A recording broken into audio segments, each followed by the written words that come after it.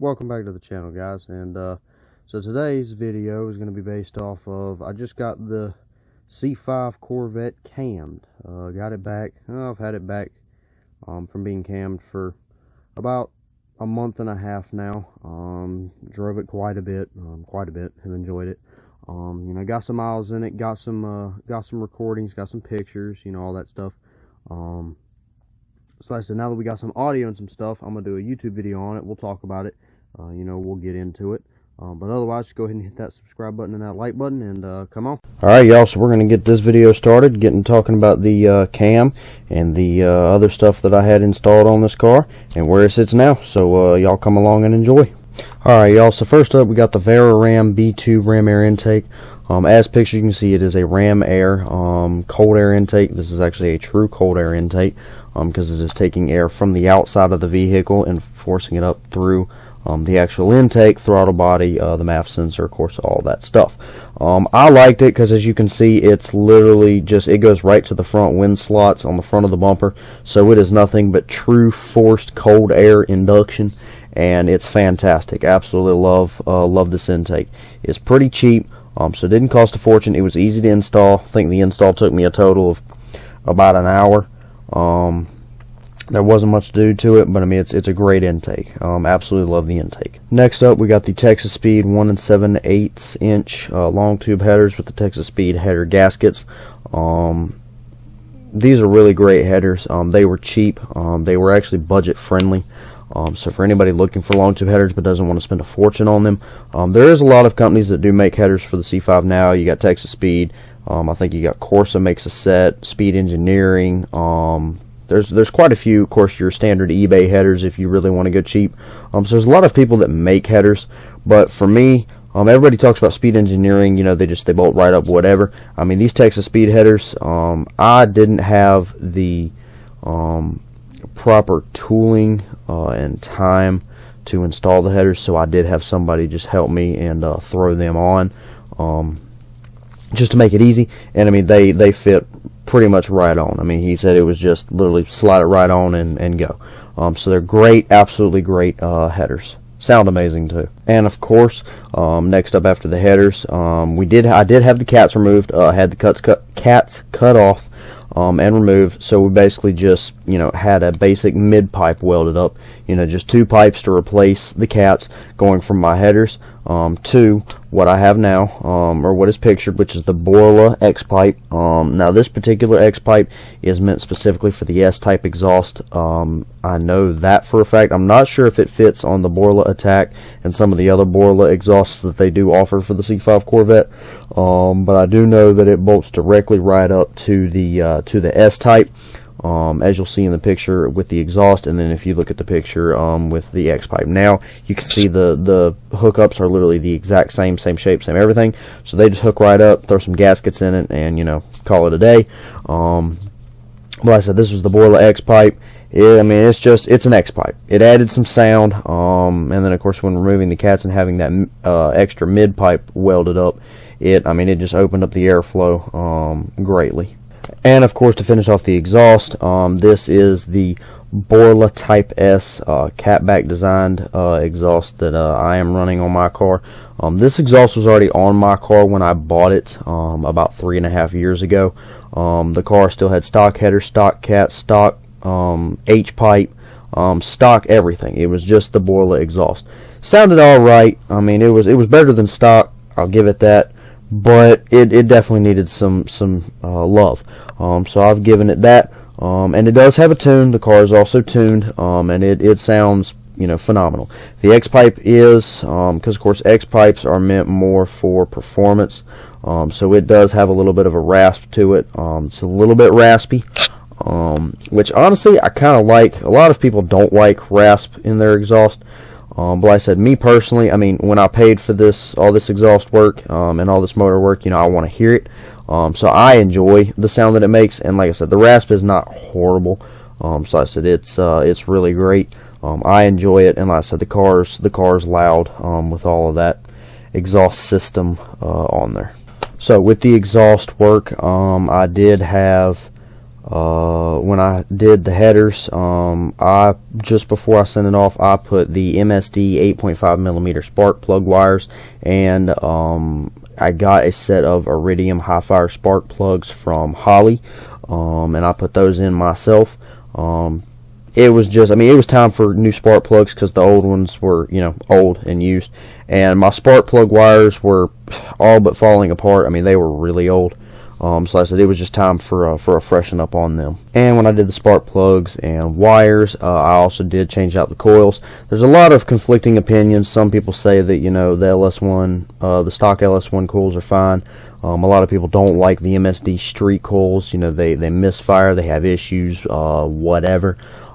They're doing great on my car. Of course, there wasn't really a difference as far as like power was concerned, but I mean, I haven't had a single misfire. It hasn't skipped.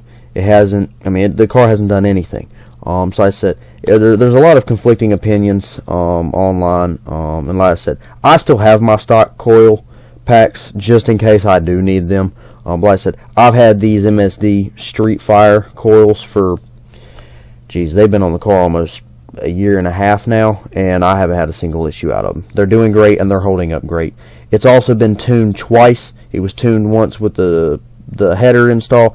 Then when I had it cammed, it had a whole different tune put in it, and it's doing fine with both. And of course, this is where the good stuff begins. This was, every mod that I'm about to talk about is what I just had done recently. All the other mods that I've previously talked about have been on the car for about a year and a half now. So this is all the new stuff. Of course, obviously, what everybody's most intrigued about, or what is going to be most intrigued about, is, of course, the cam. We decided to go with the BTR Red Hot cam. It's a really great cam. It's got really good drivability. You don't lose a lot of stuff. It's not really hard on a lot of stuff, but you still get the chop. You know, you get the sound, you get the good stuff. But it also doesn't kill your gas mileage too bad. Doesn't kill, you know, a lot of other things as well. Of course, with that, the BTR Red Hot cam, for anybody that, you know, wants to know, is an intake duration of 221 with an exhaust duration of 24x. The net lift intake is a 619, and the net lift exhaust is a 0.617. So 0.619 on the intake, 0.617 on the exhaust, with an LSA of 113. So like I said, it is a fantastic cam, and I've had the car cam now for going on almost 2 months, I think. And I mean, that cam, that car's turned more head since I got it cammed than it ever did all 3 years I've drove it combined. In 2 months, I've went to, you know, 3 or 4 meets, and that car has pulled so much attention, it is not even funny. So like I said, that anybody looking for a cam, I highly suggest the BTR Red Hot cam. It is a fantastic cam, and it's budget friendly. Okay, and of course, with the cam being done, I did have some other stuff done as well. So with the cam, obviously we had all supporting Valvetrain mods done, and then I also had them throw a set of Morrell 7717 LS7 roller lifters. It's one of the some of the newest generation lifters out there that's been made for the GM motors, the LS motors, and like I said, the anybody that's done lifters or that is going to do lifters on their C5 Corvette, or any motor in general that has specifically an LS1, but even the LS6, any of them that have, you know, those ticking lifters, or that have dealt with ticking lifters in your early LS1, and then also your LS6 motor, most everybody just knows and goes with, you know, the 7717s. They're great, they're easy, and like I said, they're an LS7 lifter, so it's a much newer generation. It can handle a lot more. And last time, it's a great lifter altogether. Okay, and of course, along with some of the supporting Valvetrain mods, push rods were one of them. I do believe we ended up going with 7.25 in length. I'd have to recheck that. But like I said, fresh set of push rods. And last but certainly not least, I had a Melling 10295 performance oil pump installed. Now, the reason for the LS7 lifters was my stock LS1 lifters were ticking. It was getting excessive, way out of hand. drove me nuts. But like I said, I went ahead and bought LS7 lifters. Then I started thinking about it, and I started listening to my motor, and it just sounded like that there just wasn't no oil in the top of the motor. It wasn't recirculating. It just wasn't getting the oil pressure it was supposed to. So I talked to the tuner that I talked to down at SSLSX Tuning and Performance, and then I also talked to a couple of buddies. And after we kind of had a short discussion, I was like, probably wouldn't hurt to throw a brand new oil pump on there. Everybody agreed, so I went ahead and bought one.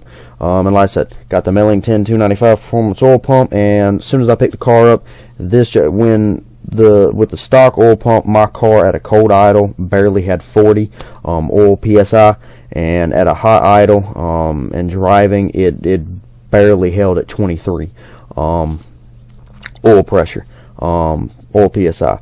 Once I had that Performance oil pump put in, the Joker's holding at, I want to say, about 65, 66, 67 PSI oil pressure on a cold start, and once it's driving and cruising around, it sits at 53.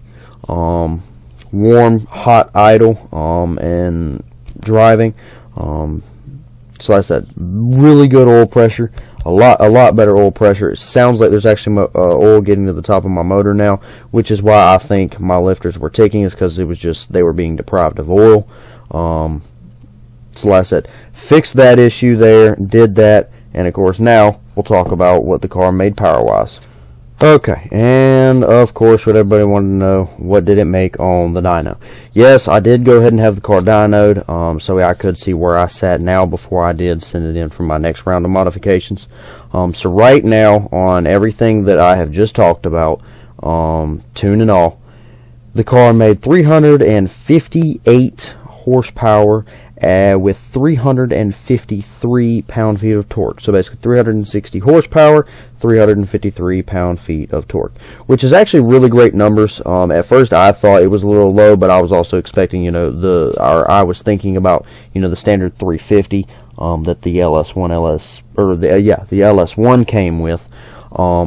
But I forgot, my car is an early 90s, or is a late 90s C5, so it was an early body style C5. So they did not come with the LS6 intake manifold, which that right there did lose some power. There was a couple other things that it didn't have that it lost some power in, and also my car is an automatic, so I do lose a little bit more power to my rear wheels because of drivetrain loss. So at 450 horsepower crank to the crankshaft itself, minus 20% drivetrain loss is 360 horsepower, so I'm actually running pretty much exactly where I should be, especially after this round of modifications. The next round of modifications I do plan on doing is going to be, of course, a fresh set of heads. They are going to be ported and polished. Get some fresh heads in there. We are going to get an LS6 intake in there.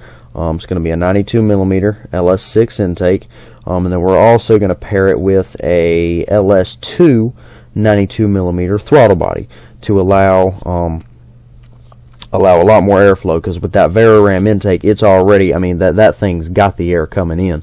Now I just need, we open up that diameter quite a bit, and we can allow for more fuel to come in, or more air to come in. We can throw more fuel at it, and we can boost up some more power there, and then of course with a set of heads, pick up a little bit more power there.